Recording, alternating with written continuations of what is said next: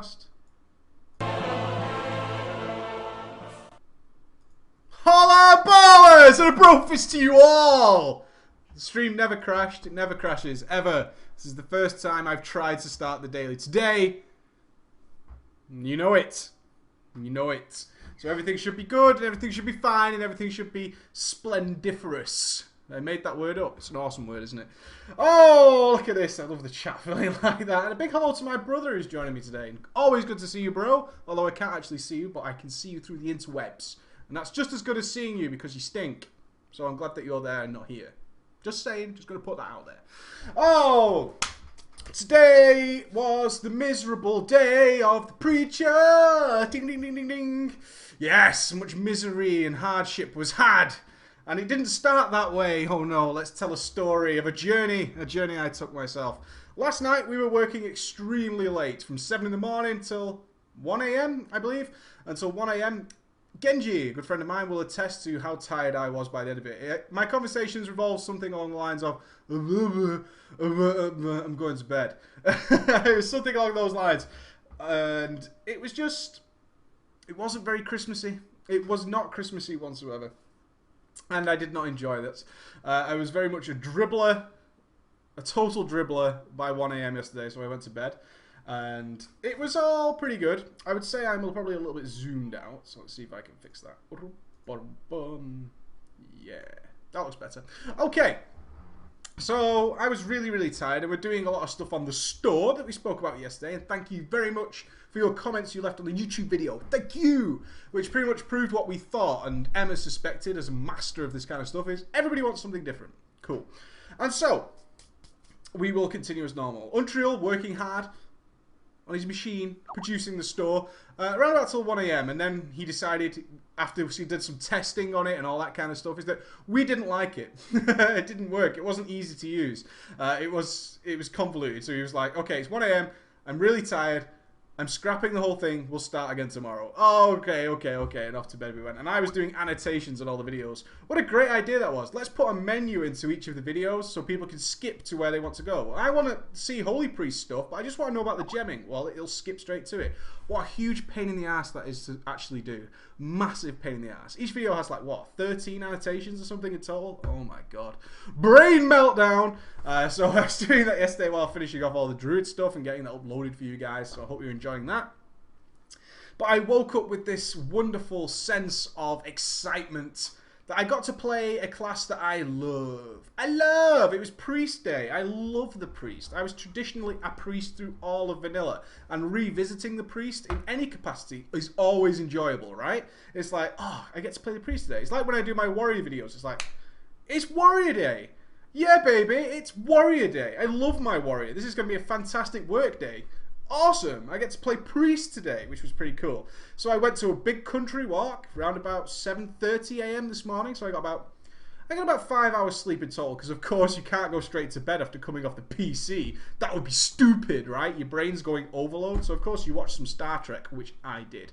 I watched some Next Gen, and I'm up to season 2 now, where they got the cool uniforms and all that kind of stuff, and Riker's got that swagger. I remember thinking this as a kid, why does Riker walk that way? He goes to a turbolift, he's got this like swagger going on, he thinks he's an absolute gangster. I think it's the beard. He didn't have the beard in season 1. He got a beard, he got a swagger on, and a bit of a beer belly as well.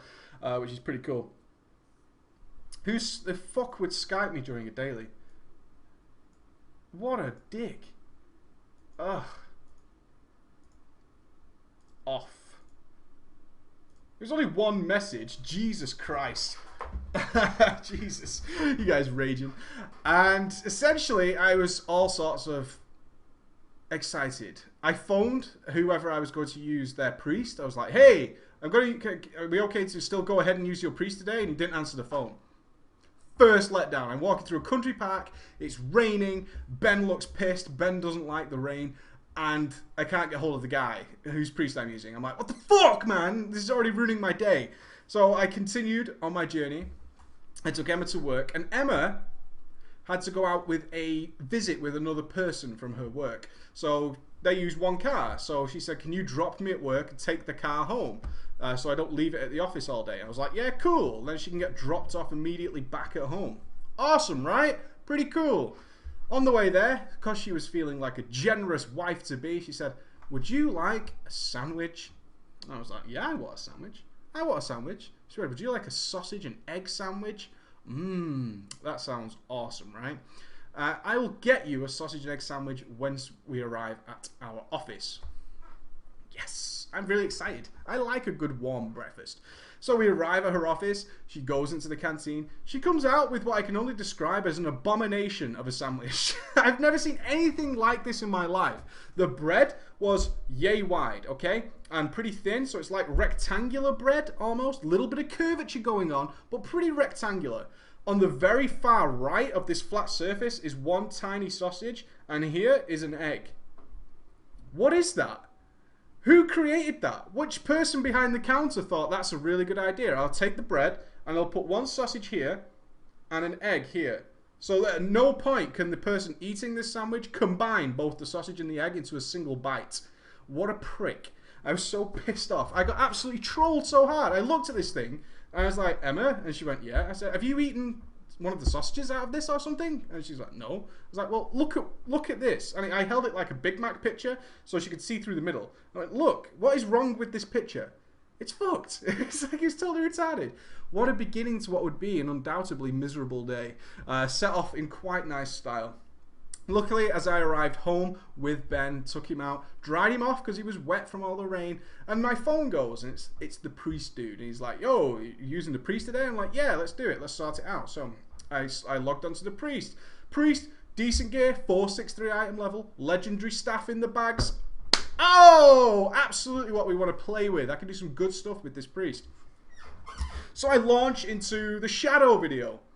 Straight away, about 9 AM, I'm starting the shadow video. I'm ready to go. I've had my sausage sandwich and my egg sandwich separately, and I'm now ready to be a shadow priest. So I do a lot of research and thinking, and then run 3 or 4 heroics, and I'm okay. I'm in a good place now to record something about the shadow priest and be pretty much on the case with what I'm doing. Ooh, awesome. And everything goes well. Then came the healing priests. Oh my. Oh my. You know, one of the traditional things I reply to people is, "Hey, should I re-roll?" And they're traditionally DPSs. And I say, "Hey, don't worry about it. If you have more than 1 DPS spec, or in some classes' cases 3, but at least 2 in most cases, Blizzard are likely to get one of them right. So you should be okay. No problem." And that has been probably accurate 100% of the time until today. Until today. Oh my, Blizz, Brad, we need a word, don't we? Because priests got fucked anally in the most obnoxious, evil, terrible way. Oh my god, are you kidding me? Ew, why? How can you get both of them wrong? That is really hard to do, is to get both of them wrong. This is the meeting that I foresaw, or foresee has occurred. Is that correct? Or foresaw? One of those words. I'm an intellectual gimp sometimes. This meeting occurred at Blizz. They're sat in the office, right? The hot coffee is ready to go. They've got biscuits, probably some with cream. Maybe even at Blizzard with all their money, they have legit Oreos, like original packaged Oreos. Holy shit, can you imagine? And not those crappy big tins of biscuits that you don't know where they came from. Broken biscuits if you're in a really shit company like ours. And they were sat there and they're like, "You know, this priest was really popular in Cataclysm, but for reasons we don't really like, such as the fact that they essentially just DPS'd the majority of the time and threw out a couple of heals. That doesn't feel very healerish. I mean, sure, it's an interesting twist on the whole healer thing, but now we're giving pretty much every healer a chance to do some DPS and healing at the same time, so they're going to lose that unique, niche-y feel. This priest is going to lose it. So how do we differentiate a Dis priest from a holy priest? Holy's in a pretty good place. We'll get to that, right? This is the meeting while Mists of Pandaria is being decided on. So these guys are like, well, we've always had this traditional feel of shields. Dis priests are more focused on absorption, damage prevention, all this kind of cool shit, right? Oh yeah, that's pretty sweet. No, I agree. That is a pretty sweet thing. We had Rapture, which meant they had to care about casting bubbles. Because, of course, we all remember Wrath of the Lich King, where we had a Disc Priest putting bubbles on the whole raid. That was fun, right? No. No, it wasn't fun. And so they changed it so that would make you which made sense because it's retarded to bubble up to your entire role in the raid is, let's invite Billy the Disc Priest so he could just press 1, 1, 1, 1, 1, 25 fucking times, and he's doing an amazing job and topping the healing meters. Good job, Billy. You're doing really well. We don't like that either. So then they came up with atonement healing, where we do DPS and it heals back on them. But oh, some bosses take increased damage, and now Disc Priests are doing stupid things, right? Halfus Wormbreaker, I'm a right player? Yeah, I am right, okay? So it was all like, ugh, I don't know what the fuck to do, man. And then Billy, Brad, standardly goes, oh, what up, guys? I've got an idea. Have you now, Brad? That's pretty amazing. What's your idea, Brad? Enlighten us. Spirit Shell. Oh, yeah. It's an actual casted shield. But it can kind of heal as well if it doesn't work. You know, not everybody always takes all the shield damage. You know what I mean, guys? And he's like, oh. So it's like a casted shield? How does it work, Brad? Enlighten us. And Brad's all like, just picture this. You've got a Disc Priest and he wants to prevent damage. But that doesn't work in sort of 5-man environments and stuff like that. So what if we say this guy's predictably going to take some damage, right? It's like a tank. Oh yeah, Brad's right. Tanks do take predictable damage. I think he's got something here. Let's listen closer. Okay, let's listen closer. And Brad's like, so what if they cast this huge shield, right? And it just absorbs the damage. And then if it doesn't go off, just in case, then they still get some kind of heal out of it.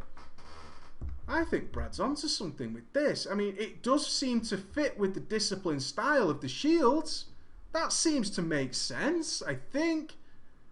And then some guy in the background goes, what about the DPS? They don't take predictable damage. And it's like, shut the fuck up.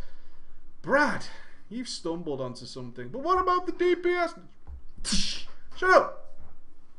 They'll just use the normal spells for the DPSs. It'll be fine. It'll be fine. Spirit Shell. Spirit Shell. Woo!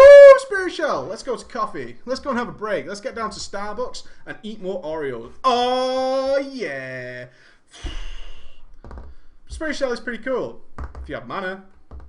If you're not intent on doing anything else for the entire raid, it's pretty cool. In fact, I saw a Disc Priest today pull astronomical HPS. Just Spirit Shelling the tank. And then he was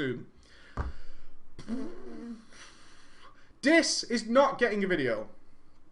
Do you know where the Disc Priests rank pretty much in just a basic kill on World of Logs right now? Do you know where a Disc Priest ranks? The closest Disc Priest to the top #1 spot. What do you think? 50th? 100th? 200th? 300th? 400th? 500th? 600th? 700th? 800th? Oh, you're right. Bang on, guys. You win the prize. 850th. 850th in a 10-man.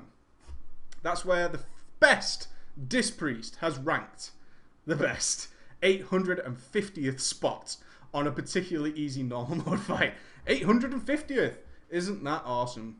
Isn't that awesome? That's not just raids. That's players. Nearly 1,000 players have done better than the closest possible Disc Priest. The closest possible. Disc Priest is going to get changed something fucking shocking. Either it's going to get more mana, efficiency, or it's going to be overhauled completely because it just sucks. It's terrible. It's garbage. It's in a fucking dire spot. It's not competitive. It's not useful. It has bad utility. Not even the ability of amazing power word barrier, which, let's face it, was why a lot of Disc Priests were around in Cataclysm, because power word barrier was awesome. It doesn't matter anymore. Like, every other class has got some comparable cooldown now. Shit, even DPS warriors do. They've got 2 extra raid-wide cooldowns. Are you kidding me? Fuck Disc Priests. Oh, man. So bad. So bad. So Disc Priest is not going to get a video. It'd be a waste of my time and a waste of your time to sit through it, because I would just be like, okay, I'm now. This is really boring. Sucks. I'm fucked off. And then in about a week's time, something's going to get majorly changed. It is. It's going to get changed. I call it now. Disc Priest is going to either get completely changed, or some sort of mana efficiency and some extra utility or boost to other spells is going to happen. So I'm not going to do Disc Priest. Which leaves us with Holy. Now, as I said, they got it wrong both times. With Holy, they seem to have gone the extra mile with fucking Holy up, because Holy is one of the most beautifully, elegantly designed healing classes in the game, if not the best. I think Mistweaver Monks probably beat them in their design, which is easy to do because they were a brand new design, borrowing bits and bobs from various places. Holy Priests are stunning mechanically.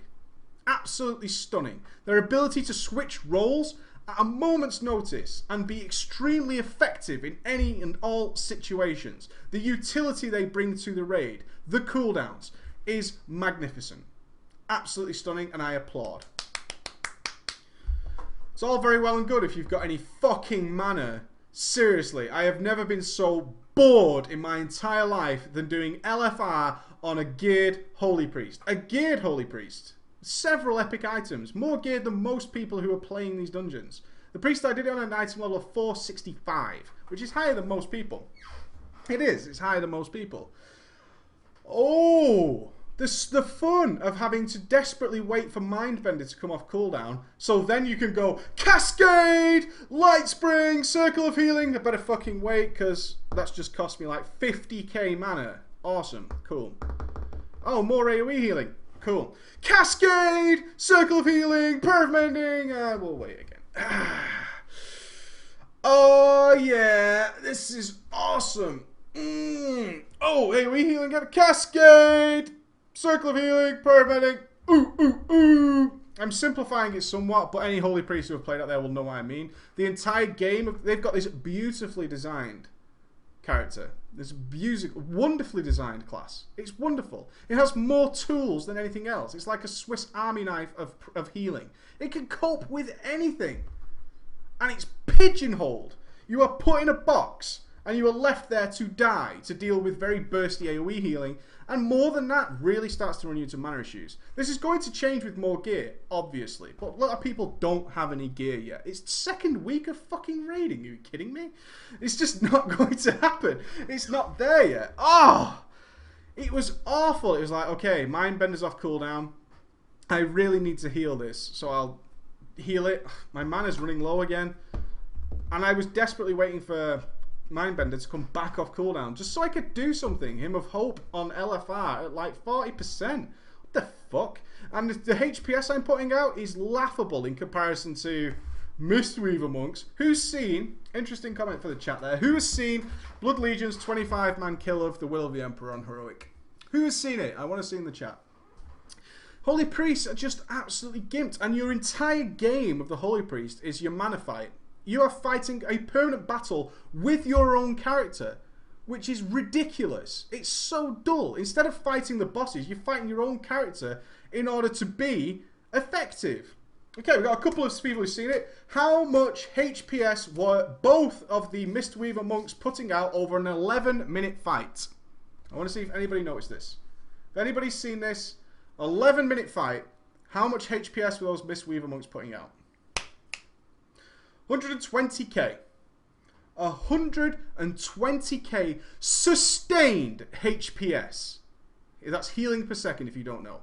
Over an 11-minute fight, 120,000 health per second being put out by both Mistweaver Monks. What did the Holy Priest put out in one of the best guilds in the world? What HPS did the Holy Monk put out? 2k. Under 60k. Under 60k. And I was watching him intently because I had just finished doing the Holy Priest video, which is sort of a nonsense video I've put out. It's more of a discussion with some sort of funky beginning. Less than 60k. It was around 52 to 55, I think. Something around there. It's embarrassing. It's absolutely embarrassing. It's terrible. Why would you be brought? Oh, okay, we can Guardian Spirit when we really need it and stuff. We can increase movement speed. Yeah, that's awesome. That's the best thing I've ever heard. Absolutely crapped on because of this stupid mechanic. I understand the idea that Mana management should be important to healers. It wasn't in Wrath of the Lich King, it wasn't in Cataclysm. They tried both times to make mana important. I get that. It's cool. That makes sense. It adds another factor to the playstyle of the class to enhance the class. Making mana such a ridiculous thing for one particular class is nowhere near. Blizzard commented on this. I read it today. They do not believe there is a problem. Simply check how many guilds are bringing more than one priest to a raid. By choice. And I mean not for utility. I spoke to a guy today. I said, are you bringing holy priests to the raid? He said, 1. Just for utility. That's it. Not for performance. Absolutely not for performance. The quote from the forums. Healing priests. Healing. Not just this. Not just holy. Healing priests are in dire in raids. Completely ignored our concerns in beta. Saying it will be fine. Devs have sold us down the river. Blizzard's response. Priests got a lot of raiding use this week. Why do you feel ineffective? So they literally looked at, well, they've got priests in the raid. Priests must be fine, right? No, they're there for not for healing. They're not there for their healing. They're there for utility. They're good for really burst healing moments. We are 10 to 15% behind all specs in output. They require near perfect play just to reach that level. We are nowhere near Mistweaver monks. Output isn't a great way to evaluate healing. Wrong! Wrong! Wrong. A holy priest is built entirely on its output. A holy priest does not prevent damage. That is not what a holy priest does. A holy priest is all output. Good output. Overhealing, hot sniping, whoever heals the tanks just having stronger HPS. They put it down to, no, it's just your personal experience. Your renew would do more healing, but somebody beat you to it. Are you fucking stupid? To the point where you can clearly see in major AoE damage situations where the Holy Priest should shine. They have a specific chakra for AoE healing. They have a multitude of AoE healing spells, are doing 50% of what a Mistweaver monk can do by clicking spinning fucking crane kick and firing off renewing mists. Kiss my ass. Seriously. That is ridiculous. Holy Priest? Output isn't a great way to measure a Holy Priest? What? You fucking donkey. It's the stupidest shit I've ever heard in my fucking life. Really is just tragic. Absolutely awful. Stupid shit I've ever read. Really is. So frustrating. And I feel bad for Holy Priests right now. And Disc Priests. I'm not going to do a Disc Priest video. It's a waste of time. When it gets changed, I will do it. No problem at all. When Disc Priest is worth playing for anybody in this game, I will gladly do it. But I will not. I refuse, no matter how much revenue it will generate me, to fucking make a guide on something that is pointless. I'm not going to do it. I refuse. So stupid. And I hope they fix it soon. And Holy Priests as well. Allow me to do this. Awesome. Okay. That's my rant for today. Let's talk about some gaming news. I read an article. In fact, I was talking to... I read about the Transformers MMO. And I got really excited, as many of you may do now. If you did not know a Transformers MMO was coming, I was the same as you. My desk raised slightly. I was like, ooh, we can design and create our own Transformers. That's awesome. Can I have one that turns into a helicopter? A multitude of ideas flew through my head. Coming in 2013, the Transformers Universe. Oh, yeah. Not really, it's a browser game. What? Really? Transformers MMO browser game? Oh my god, you guys. Seriously, what? What the hell is wrong with you people? A browser-based Transformers MMO? The Family Guy one you can get away with. It's there for the comedy. Transformers is there to be played. I want to turn into a fucking helicopter and blow somebody up. I want to do that. And then I want to get on my fucking feet with 2 swords and kick some ass. That's what I want to do. Ugh. Ugh. Makes me angry. It probably would have sucked anyway. Matrix MMO, anybody? That would have sucked.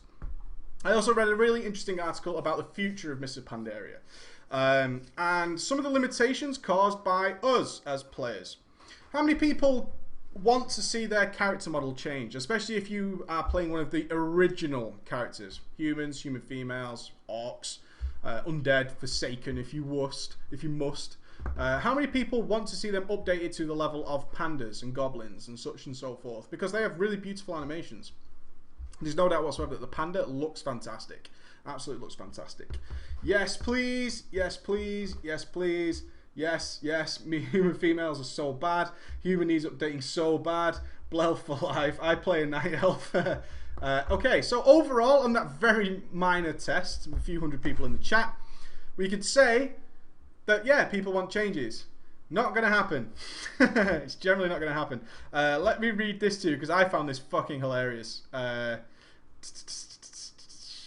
Wait for it. Ooh, I should have already fast-forwarded to this part of the area, but I didn't.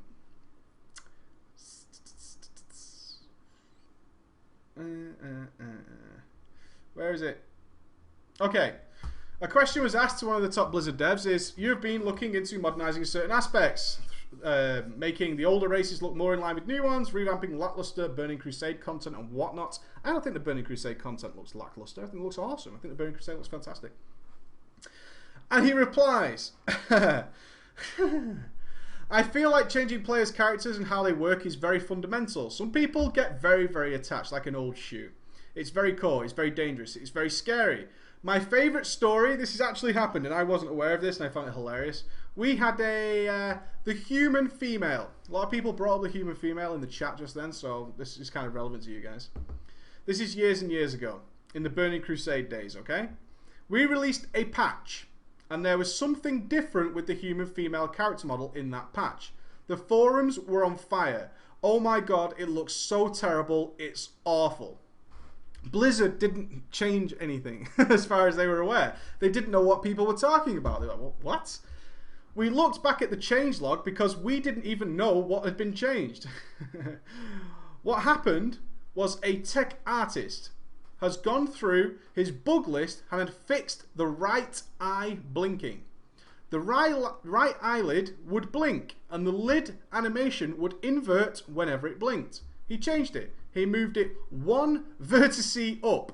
Just a tiny bit. A vertice is very small. So now it was correct. He fixed the bug. The blinking originally was a bug. Great. Fixed. Moved on. Never thought anything about it again. This is his words. You look on the forums and you would think we had killed a baby. Oh my god, they changed everything. No, we changed one vertice on an eyelid that you probably can't even notice. But it's amazing how people gravitated onto that because that's their character. Those kind of things fuck it all up, don't they? I don't care if my character changes. I don't particularly care about how my character looks. I don't. I'm very zoomed out anyway.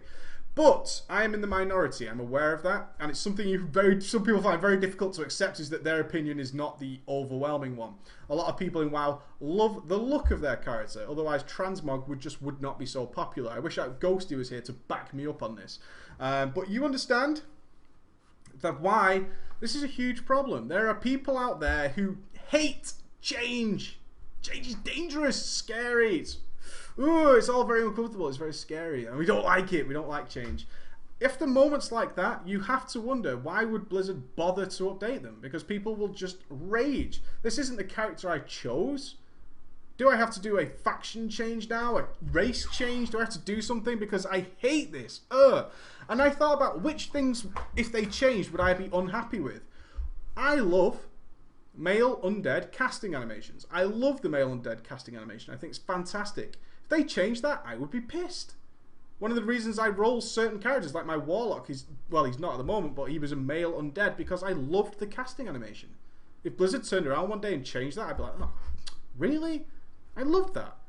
I like male human casting animation for healers, not for mages and shit. It looks terrible. But for healers, I loved the arms in the air thing. I think it's fantastic. What if they changed that? That's one of the oldest animations in the game. I'd be pissed. I would. I wouldn't like that. And then there's other people who go, no, male casting animation sucks. Genji's a good one. Genji loves his rogue being a female undead. He loves that animation. I can't stand it. So there's all these other opinions about what the hell people like and are prepared to allow to change. People demand. We had an outcry. Please change it. The chat was, please change our animations. Update them. Make them look as cool as the panda. And then they change it and we're unhappy. I want a free race change. That's what will happen. So you can understand why they're not putting great emphasis on this. I would prefer to think of it as a carrot. Yeah, we'll change it one day. We'll change it one day, but probably not. And maybe years down the line we'll change it. Something along those lines. I'm going to link this article in the YouTube video for you guys to read, because it's pretty interesting if you're into that kind of stuff. They talk a little bit about the war that's coming and the limitations of the game. They are quite openly saying they're running out of good enemies, which is pretty apparent in this expansion. Sargrass was mentioned. I would love to see that, but they say they might not even see that for another 2 expansions. They're running out of good enemies for World of Warcraft, and they're also running out of ways to update it and make it more relevant. And he's quite open and saying, we're trying to improve what we already have, but it's difficult to be the fresh thing. Battlegrounds introduced to the MMO were a game breaker, really, a game changer, I should say, and it was amazing. Battlegrounds were hugely amazing and so much fun. I was there the first time Warsong Gulch came out, and it was like, wow, this is so cool. Now it's an industry standard. Are we going to see anything like that again? Probably not for a while, and certainly not within World of Warcraft. And they're pretty open and saying, but there's not much we can do else to really revamp it. One interesting statistic that was in there is Mists of Pandaria, despite the overwhelming server problems it caused, only sold... It sold in 1 week what Cataclysm sold in 1 day. Not very good sales for Mr. Pandaria, which a lot of I was very surprised at, considering the realm problems we had. But yeah, Mr. Pandaria sold in... It took 1 week to sell what Cataclysm sold in 1 day. However, they're saying word of mouth is fantastic for Mr. Pandaria in comparison to Cataclysm, and it's selling faster now. So interesting change of approach there. Cataclysm was like, everybody bought it. Of course they did. Deathwing was coming. The world was going to be burned alive. It's awesome. It's going to be cool. Pandas are coming. Pandas are coming. But word of mouth is saying Mr. Pandaria is a decent expansion. It's probably one of the best for a long time. The other mention in this article is the Burning Crusade was the best thing and the worst thing Blizzard ever did, because they look back at it and now they have to try and meet that standard again, and they're struggling to do it, which is difficult. You have that gem, that shining star, and there was a lot. We talked a lot in the other dailies about how the Burning Crusade was good for a lot of reasons that it can't be done again, including the situation and the environment in which that expansion was released and the things that changed in that expansion, which they can't really change again now. So it's a struggle to meet that again, which is, I find very interesting, is that they're trying to beat the Burning Crusade, and they can't do that. I don't think that can be possible, because they would have to recreate not only a quality product, which I believe they've done in Mr. Pandaria. I think Mr. Pandaria is a very good expansion so far, but they need to create the environment and the player base enthusiasm and atmosphere that existed during the end of vanilla, which is very difficult to do, if not impossible. So there's a few things there. I'll link it in the YouTube video for you guys. I'm going to start finishing up now, so get ready to post some questions. There's one email that came through today. I usually like leaving story time till Friday, but this one caught my eye as not something that was one to be made fun of like we do on Fridays. Fridays we like to just kick back, relax, and let the shoes off, and all that kind of good stuff. This one came in, and it was about applying to a new guild, getting accepted. We new guild on their website a few weeks before Mr. Pandaria launched. I got accepted into their ranks and passed their trial process, so we became a member. I also recently passed my initiation. I'm fairly new to the guild and the server, so don't know anyone more than my brother who transferred with me. Everything was going great. The guild's set up with 2 10-man groups running at the same time on different schedules. They use a rotation policy of 12 raiders and opt-out raiders each week. So if you want to take a break, you can take a break, which gives a kind of hardcore and relaxed aspect to the guild. This is what attracted him to the guild. Until cue music, which I haven't queued up, so don't tell me what to do. Gotcha. My raid leader, he was a healer, and her hubby, the tank. We spoke about this before. I have been in a guild where a husband and wife were in a position of authority. Don't do that. And if there's anybody in a guild right now that is in a similar situation, leave. Seriously, save yourself the fucking heartache. I tell you, it never works. It never works. Especially if they're the healer and the tank in a 10-man guild. My God, what is going on? And their best friend, who's also a healer. So this couple and their trio, or their entourage, are 2 healers and the tank. Yeah, right. They have left the guild as of 5 minutes ago. So he wrote this email very quickly. Which leaves that raid group in an awkward position. I'll say, 2 healers down and a tank down. That is an awkward position to be in. That's worse than a menage a trois with 2 smurfs and a goblin. That is a bad situation to be in. And this guy is officially pissed. My one desire was to progress through Mr. Pandaria, raiding under current content. Now that my raid group has fallen apart, I have nowhere to go. I don't have the contacts nor the authority in the guild to start a raid group myself, or do I want to? I've been there, done that, during the arson of Kata and hated it. I joined this raid group for the first time that raids were on, and now they're cancelled. I have no idea what to do. So now he proceeds to be in a sort of fluster, and his head's everywhere. You've just paid money. Both of you have. You and your brother have paid money to transfer to a guild that had a wife-husband combination going. Fail for a start.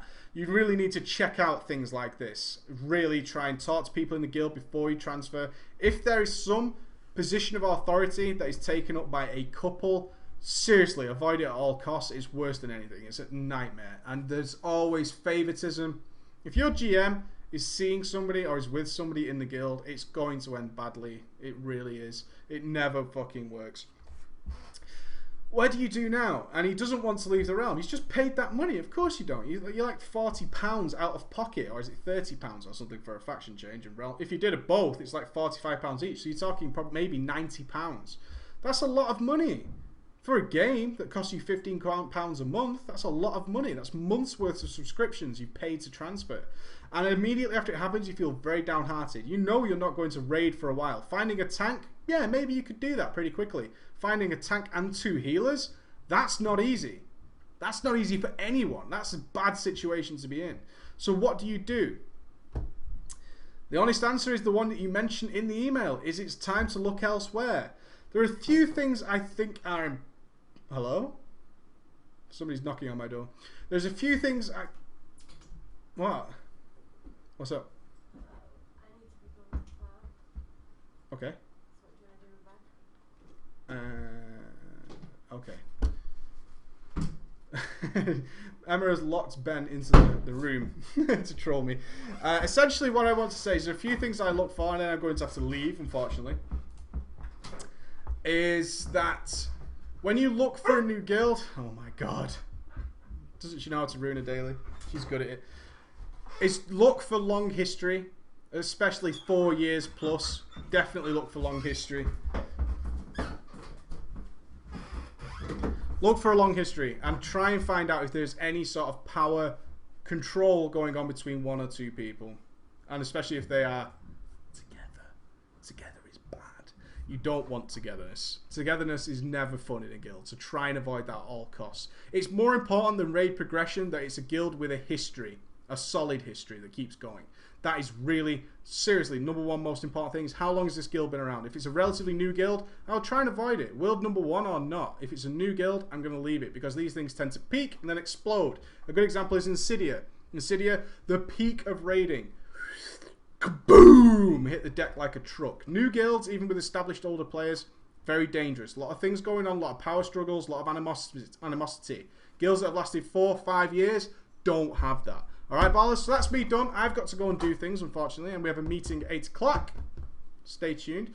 Tomorrow, we're going to talk about something more fun than holy priests and their problems. Alright, ballers, you have a great day. I will see you soon.